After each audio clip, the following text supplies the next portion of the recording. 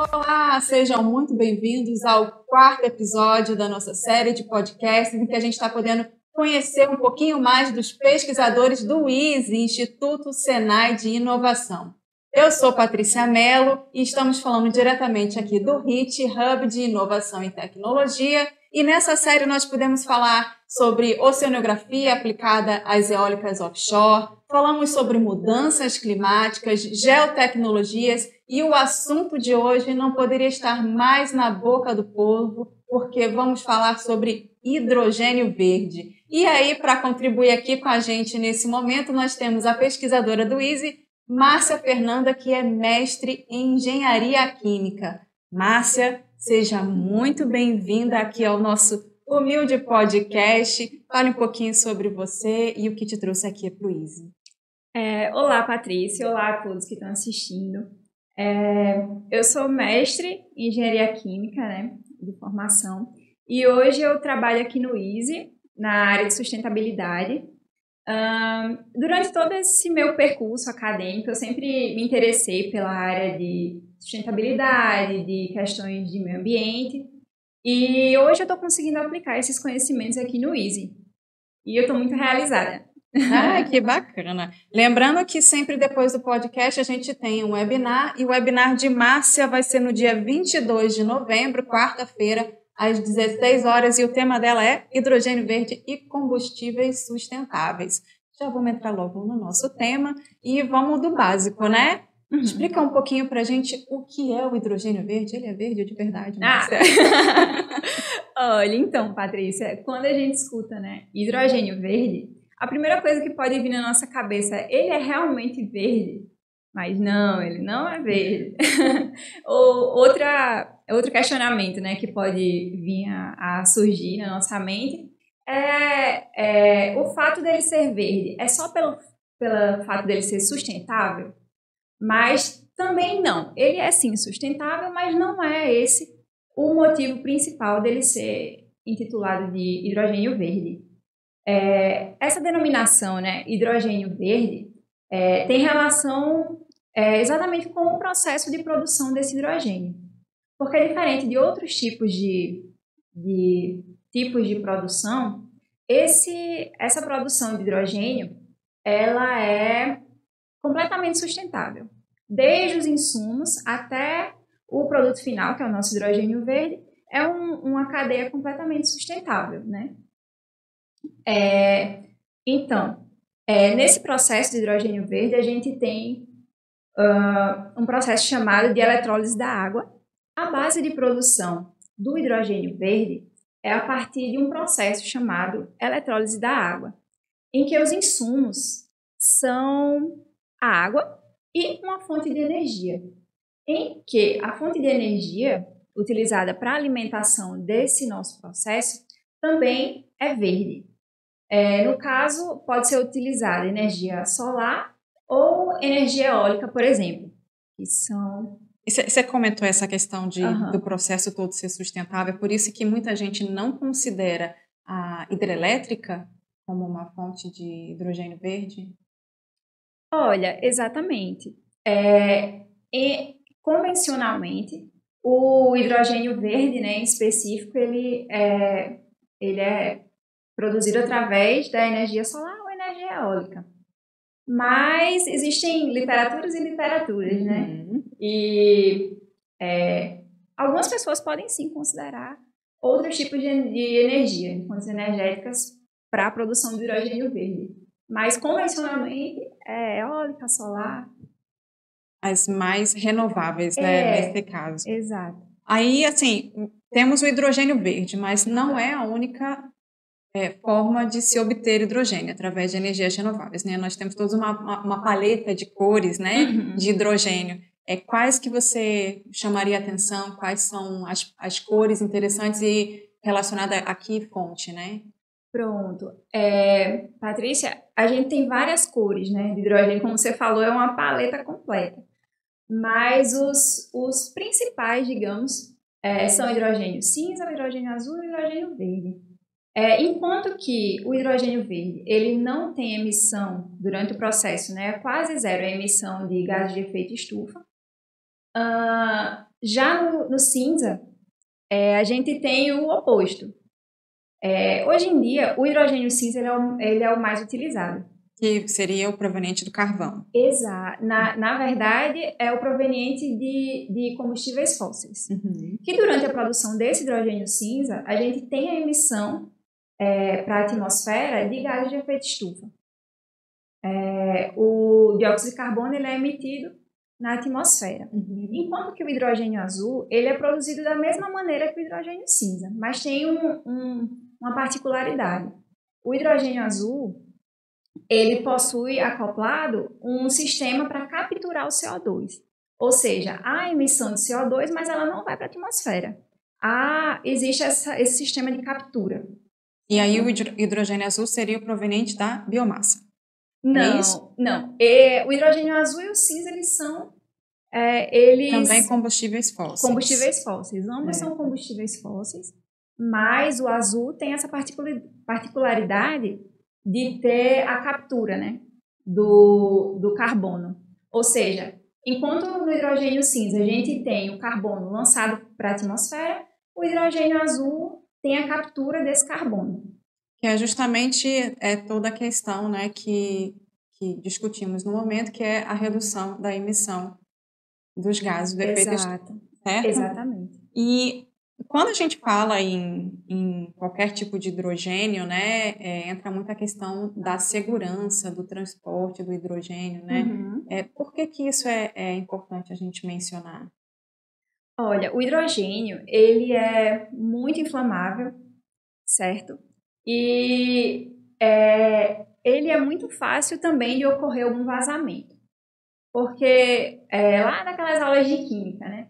O hidrogênio é uma molécula muito pequena. Ela é muito fácil de vazar. E devido à sua volatilidade, a sua capacidade de se espalhar muito rápido, torna essa questão de armazenamento e transporte um pouco mais dificultosa em relação a outros tipos de compostos, né? Aí por isso que tem que ter um pouco mais de cuidado em relação à segurança, quando se trata do armazenamento e transporte de hidrogênio. Mas ele pode ser armazenado tanto em sua forma gasosa quanto em sua forma liquefeita, né? Sua forma líquida. Porém, falando agora um pouquinho da sua forma líquida, a temperatura para a gente liquefazer o hidrogênio é muito baixa. É aproximadamente menos 253 graus Celsius. Isso é uma temperatura muito baixa. Para a gente conseguir liquefazer o hidrogênio, a gente precisaria inserir uma fonte de energia muito alta. Aí talvez não seja tão viável como armazenar ele de maneira gasosa, né? E aí isso contribui no valor final do produto, exato, né? Exato.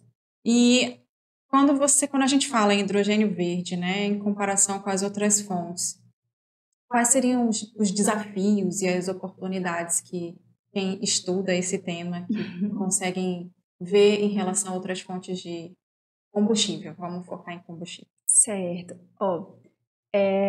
Primeiro, né, eu vou falar sobre os aspectos positivos. Uma das oportunidades, né, aqui a nível Brasil, que a gente pode ter é que para a produção de hidrogênio verde, como foi dito, né, a gente usa energia solar e energia eólica. E aqui no Brasil a gente tem essa vantagem, né? Exato, principalmente aqui no nosso estado, né, no Nordeste, nosso estado, no Rio Grande do Norte, que a gente tem essa abundância, tanto de vento quanto de sol, né? E isso é uma vantagem competitiva em relação a outros países. A nossa matriz energética brasileira é cerca de quase 50% de fontes renováveis, né? Enquanto que no resto do mundo é aproximadamente 15%. A gente tem essa vantagem em relação a outros países. Em relação aos desafios, apesar da gente ter essa vantagem, o processo de produção do hidrogênio é muito caro. É um processo caro. Em relação à produção de combustível, em relação à produção do hidrogênio cinza, que é o mais convencional hoje, porque ele é mais barato. O hidrogênio verde, para a gente produzir, é bem custoso, né? Então, seria mais uma questão de... Eu acho que toda tecnologia, no começo, ela acaba sendo cara, né? Até que se desenvolvam pesquisas e tecnologias para que viabilize a redução do custo, né? E é mais ou menos isso que vocês fazem aqui, né? Mais ou menos não, é totalmente isso que vocês fazem aqui.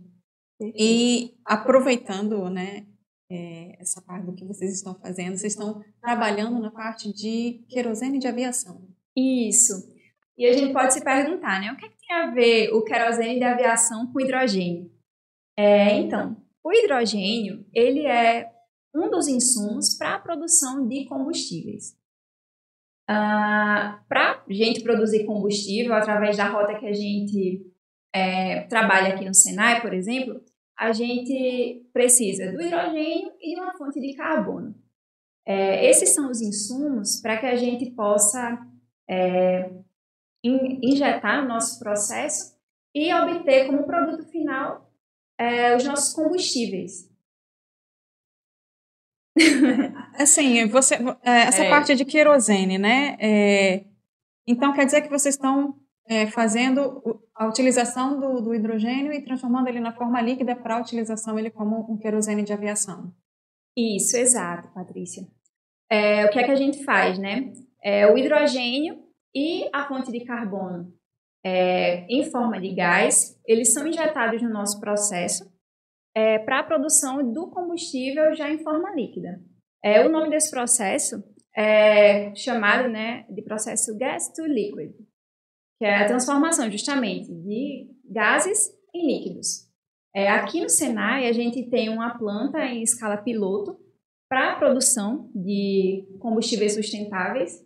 Hoje a gente trabalha de maneira muito forte na produção de querosene de aviação, mas quando a gente produz querosene de aviação, a gente, pela mesma rota, a gente também consegue produzir outros tipos de combustível, como diesel verde, gasolina verde.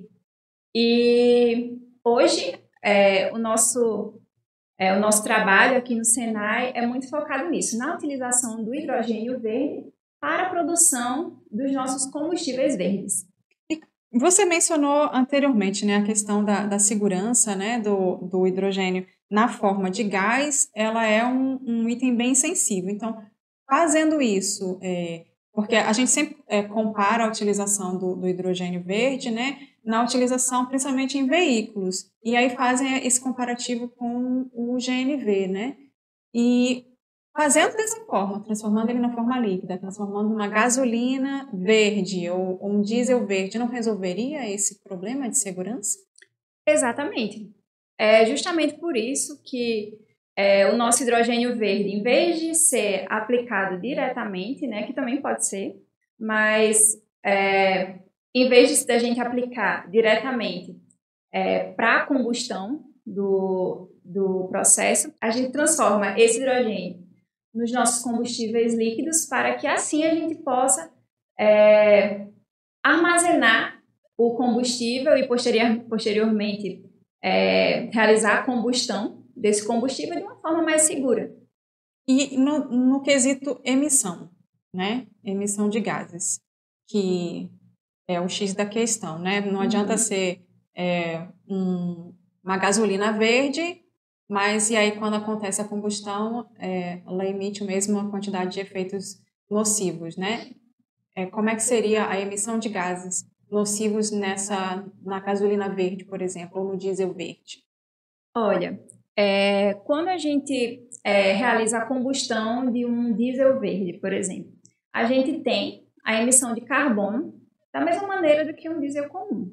Mas qual é o X da questão? Quando a gente realiza esse processo de maneira verde, o que é que acontece? Como eu já tinha falado, os insumos do nosso processo para a produção desse diesel verde são justamente o hidrogênio e uma fonte de carbono. Essa fonte de carbono a gente pode retirar do meio ambiente, ou seja, a gente pode retirar diretamente da atmosfera. Aí o que é que acontece? Quando a gente retira o carbono da atmosfera e a gente emite depois desse carbono da atmosfera, a gente tem emissões neutras. Porque a gente está retirando e a gente está liberando. A gente não está apenas emitindo esse gás na atmosfera, né? Esse gás nocivo na atmosfera. Tem o equilíbrio. Interessante. Além dessa parte de combustível, quais são as outras aplicações do hidrogênio verde? Olha, o hidrogênio verde ele pode ser aplicado na produção de fertilizantes, pode ser aplicado nessa área de combustíveis, né, dentro da indústria de petróleo, por exemplo, em várias reações, por exemplo, de processos de hidrocraqueamento, de hidrotratamento, dentro da indústria. A gente tem uma gama de possibilidades para a utilização desse hidrogênio, né? A utilização do hidrogênio em células combustível. Que é mais ou menos o que vocês... Então, esse assunto que a gente acabou de falar, né? Já seria um outro ponto, né?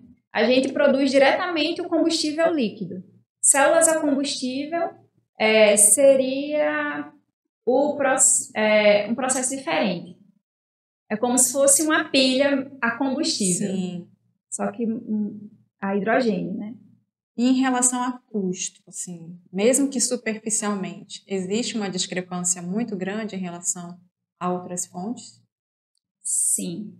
Ainda hoje, essa é uma das principais dificuldades, a questão do custo, tanto de CAPEX, né, de equipamentos, para você montar uma planta para a produção de hidrogênio verde, como a questão energética, né?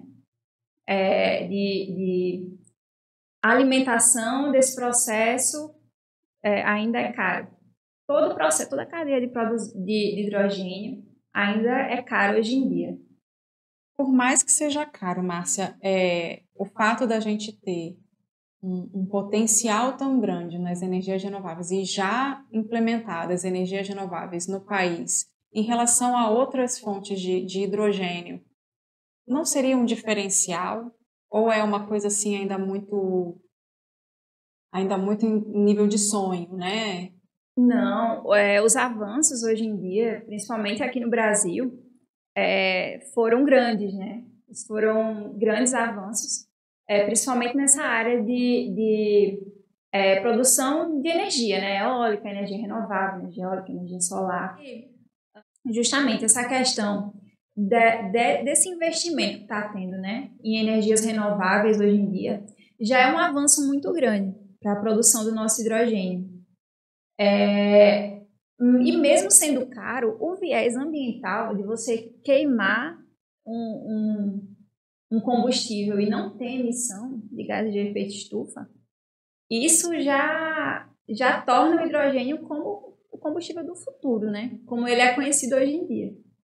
E assim, não é, às vezes parece até uma coincidência, né? Nós falamos sobre mudanças climáticas, geotecnologias, e estamos numa onda de calor nesse momento. Então, assim, as coisas vão se ligando, eu juro que não foi a gente que mandou fazer nada disso para o tema ficar relevante. Márcia, está tendo algum incentivo, talvez governamental, ou interesse de outras empresas nessa área, tanto em estudo, implementação? Estamos vendo alguma iniciativa nesse? Sim, com certeza. Por exemplo, várias empresas hoje em dia, elas estão sendo incentivadas a abrir, por exemplo, editais nessa área, para investir mesmo em pesquisa científica na produção de hidrogênio verde. Porque é um combustível realmente, em estudos internacionais mostram que o hidrogênio é um combustível do futuro mesmo, justamente por esse viés ambiental, né, que ele traz para a gente. E no Brasil também ainda está em desenvolvimento a regulamentação, mas os investimentos estão sendo altíssimos. Eu juro por Deus que eu tô... É porque esse assunto ele é muito interessante. Em nível de eficiência, vamos comparar na parte do querosene de aviação para o que vocês estão fazendo, do comum, né, para o que vocês estão fazendo, em nível de eficiência. Existe uma eficiência maior quando utilizado o hidrogênio verde? Não maior, mas a gente tem o mesmo patamar de eficiência, porque não deixa de ser o hidrogênio, né? É o mesmo hidrogênio, só que produzido de uma maneira sustentável. O que a gente tem para acrescentar, né, é a questão de não emitir gases durante a produção desse insumo. Que é o tema do momento. Exatamente. Né? Do momento e do futuro. Exato, porque hoje em dia a gente já está passando esse calor, mas é possível que nos próximos anos talvez se intensifique, né? É verdade. Eu preciso ressaltar, né, que o protagonismo feminino aqui dos nossos podcasts, eu acho que merece toda uma série a respeito, que as mulheres do ISE, do Senai, são sensacionais. Infelizmente, esse podcast está ficando por aqui, mas você pode acompanhar a Márcia na quarta-feira no webinar sobre hidrogênio verde, combustíveis sustentáveis, às 16 horas. Não deixe de se inscrever no nosso canal e ativar as notificações para ficar por dentro sempre que a gente tiver um conteúdo novo. Márcia, muito obrigada e até a próxima!